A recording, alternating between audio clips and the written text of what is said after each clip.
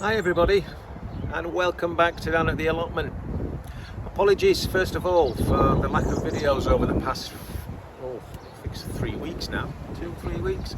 Been quite busy, so apologies for that, but normal service has resumed, so hope you've all been keeping well, especially during the storms we've had in the UK this week. Oh God, it was windy, blimey, I nearly lost my greenhouse, nearly went. But no, it stayed down where it was, so yeah, everything's good this end. So hope everything okay with you. Yeah, I just can't believe how windy it's been over the past, I don't know, this past week. It's still breezy now. And another apology. I say what, it's the morning of apologies, so actually it's the afternoon now. It's afternoon apologies. The sound, a microphone. I had my phone on a stand, the wind blew it over, and I don't know if anybody uses a wireless microphone. It's kind. There's a little receiver that plugs into your plug socket. Your plug socket, your charging port, your lighting port. And I was setting up, as you do, setting up, and the wind blew it over. It snapped it. So apologies for the sound. So you might hear a bit of wind going off, but hope it won't deter from your viewing pleasure. So yeah, bloody, I can't believe how windy it's been. It's still a bit breezy now, actually. Still a bit breezy, but it started to warm up. Hence me doing my carrots now, because I've actually had a thermometer in the soil, making sure it was all that the temperature was right.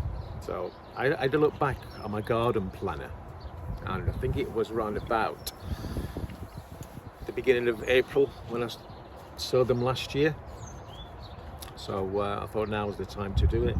So yeah, it's spring is here.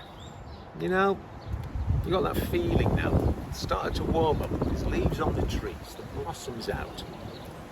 The birds have started to build their nests. It's a start, isn't it? It's the start, and everything's starting to warm up as well. I can see some blue sky now coming through. It's now it's lovely. It's lovely. Right. So enough of me waffling on. So one job today I'm going to do, and I'm going to show you, was how I sow my carrot seeds. Now, it's a particular method that I use. I used it for the first time last year when I first started the allotment. And I'll be honest with you, I did see it on another YouTube channel, and I thought, what an ingenious way of actually sowing your carrots to try and get a perfect carrot as opposed to them forking. So let me hear what you think about this method. Like I said, I did see it on another YouTube channel. I'll be honest, this is not my unique way of doing it. I've seen it somewhere else, and I thought, yeah, I'll use that, and it worked for me last year, so I'm going to do it again. So see what you think. So here I am. Try not to fall over. Anyhow, carrots. Now, I'm sure most of you would just get the carrot seed, pop it in the ground, and hopefully it wouldn't fork. Now, I found a method, right, that should more or less guarantee, hopefully, fingers crossed, 99% sure, that your carrots will be perfect. Now, it involves a piece of wood like so, with a little marker on it, and as we all know, when you're sowing carrots, you've got to have a lump hammer. I know, I never knew either, but you do. Now there's a method that I use. And the reason why I have this little marker here. Now, what's the marker for, you ask? Well, it's measured 18 inches from the end to here. Now, what I do is, the only downside of this method is, like I said, is it does take time, but I think the amount of time it takes to do it the results are amazing. But I'll admit, it is time consuming, but I always think it's well worth the time that you'll spend doing this. Bit of wood, got the old lump hammer, and also what I've done as well, again, I've got my old trusty drawer out. And we all know from experience what's in the drawer. Now, I've sieved compost. Took all the large lumps out, sieved it as best I can, right? Again, there's a reason for this, right? And as you'll see, it'll all become clear, okay? So, I'll just get myself ready, okay? Right, here we go. And what I forgot you need as well is you need a little glass. You know these, you know, if you've got a sweet tooth and you like a dessert, right? You know the little desserts that come in these little glass ramekins, I don't know what you call it, is it a ramekin? Anyway, these little glass jar. You know the ones where you buy in it's got that foil that you pull off, like, you know, which one do I like? Creme caramel, is that what you call it? You know, the cream and the little dark stuff at the bottom. Rhubarber is a completely different one I'm thinking of, but rhubarber comes in this. You know, you pull it off, it's got dessert in. I'm going on about desserts for no reason whatsoever, and it should be planting maybe carrots. Anyway, you'll need one of these.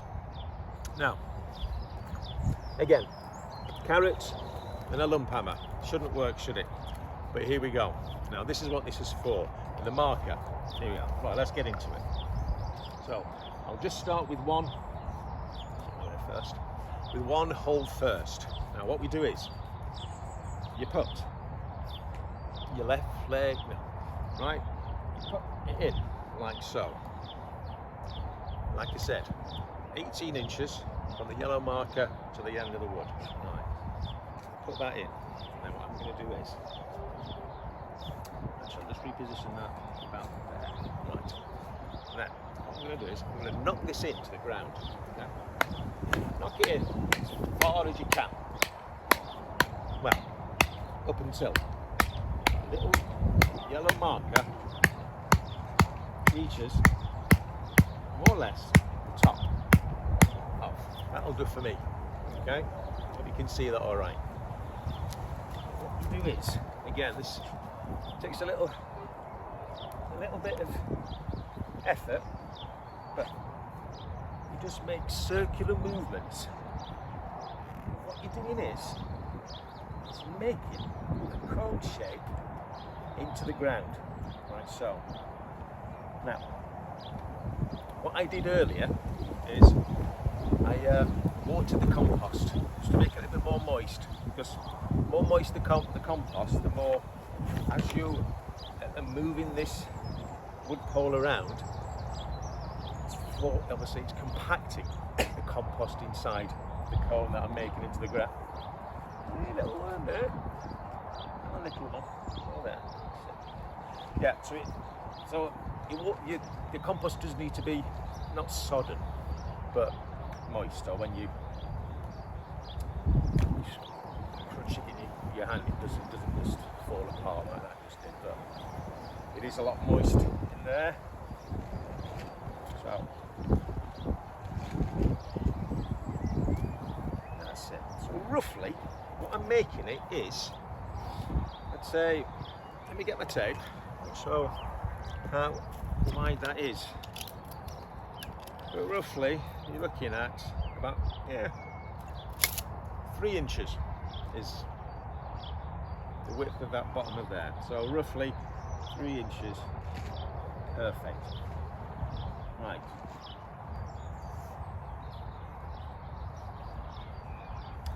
Now, let me show you what it looks like. So that is roughly what it looks like. Can you see that okay? So 18 inches down into the ground, 3 inches wide. So again, you've seen the hole straight down, 18 inches. Might seem a lot, I suppose it is, but at least that'll give chance for the carrot root to get as far down as it can without anything this is the key. There's nothing to impede that now, because this is where the sieved compost comes in. Again, sieved, all the large bits coming off, all the large bits taken out. Now, what you do is you gently pour the sieved compost. Again, there's no large lumps in there, nothing to impede the carrot root going down, nothing to impede it. It's going to go into there. That's it. You see that? Bring that down a bit. That's it. So all the sieved compost goes right into there. Okay, straight in. Right. Now, this is where this little glass jar comes in now. Right. So what I do is I just tap that down. On top there. Tap that down. Right. So that's that. Now, get the old carrot seed out. So what I'm going to do first is I'll do a row of the harlequin. So here we are. Right. So I've got two types of carrot. I've got what we call harlequins. Now, if you're not familiar with harlequins, they are the multicoloured carrots. So I know you've got your regular orange ones, but the harlequin, they come in purple, orange, yellow, white, and lovely flavour. I just like the variety of colour, so that's why I went for the harlequins. I've also got some deep purple as well. Not the band, the carrot. These little ones, more or less in the centre of the cone I've made.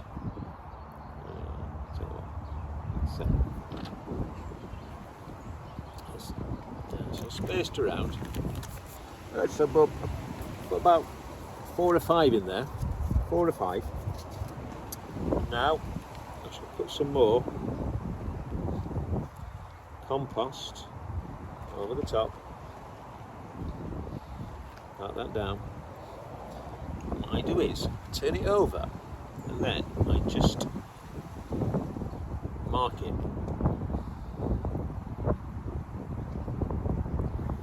So I know where that one is. And that's it. And then what I'll do is I'll continue along, and I'll tell you what I'll do. Put little markers there so I know where I'm going across. 20 centimetres either way. And that's it. So I shall carry on and do this.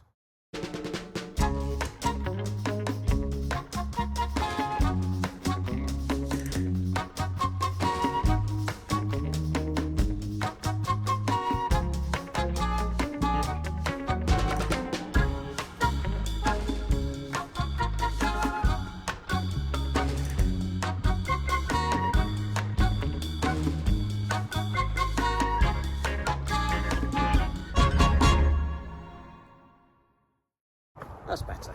So yeah, it's an inch, half an inch to an inch depth. The sieved compost. The finer the better, because you know what carrots are like. Anything that impedes their root going down, and then they start going all directions, don't they? And then just tamp it down. That's it. And then I'll again turn this over. So I suppose you could use a jam jar, marmalade jar, anything. Like I say, around about 3 inches is the what I think is it perfect diameter. And then it will just be enough for the carrot to form as best it could, the best it can.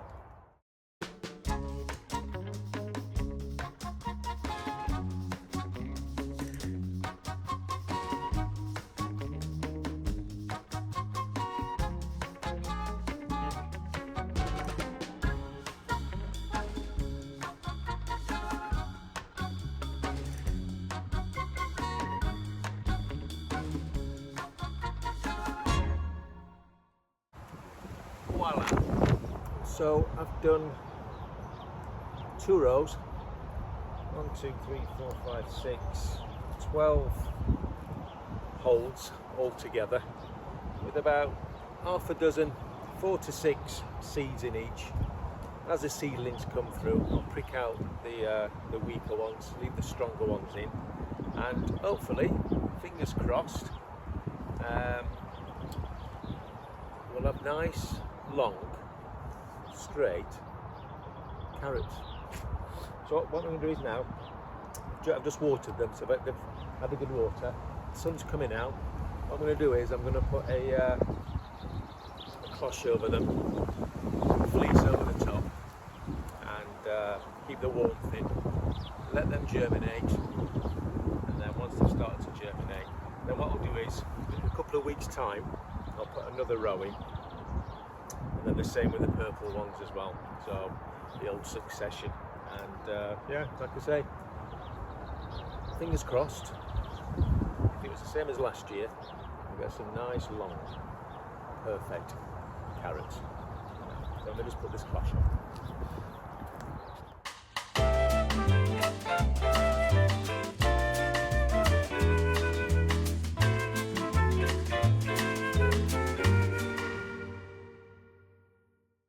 Put this blue water pipe, but I have about 8 to 10 inches of bamboo stick cane. And then I stick that in, just leaving maybe 2 inches poking out, and then obviously the pipe goes into there, just makes it more stable as I press it down. Keeps it in place, and also a nice bit of bamboo over the top, taped together, stops it. Because what I used to find was, as I'm actually fixing the fleece onto the raised bed, as I'm tightening it down, it used to bring in the pipe. So the pipe used to bring it in. So there's a bit of cane on top. Keeps it all rigid.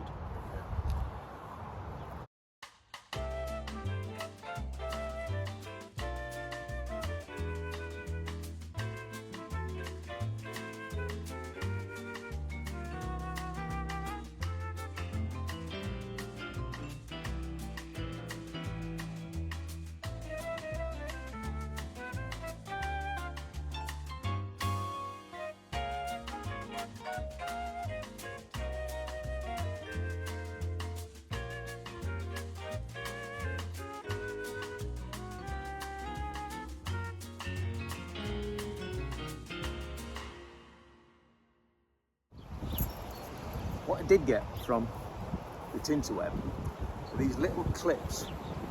See you now. Alright, there we are. It's the sort of thing that you'd actually screw to a wall, and you'd have, I don't know, a broom or a mop attached to it. Now these would be perfect to attach to the raised bed. Attach it on like that. I used to use little green clips, and they were quite flimsy, whereas these ones, the metal ones, I've got these clamps, they're good. And also I've got these little metal clips that I got, like I say, I got them from eBay, I think. Yeah, eBay. I'll just fix these in. Like I say, it secures the fleece down lovely, especially if it's a bit windy like it is today.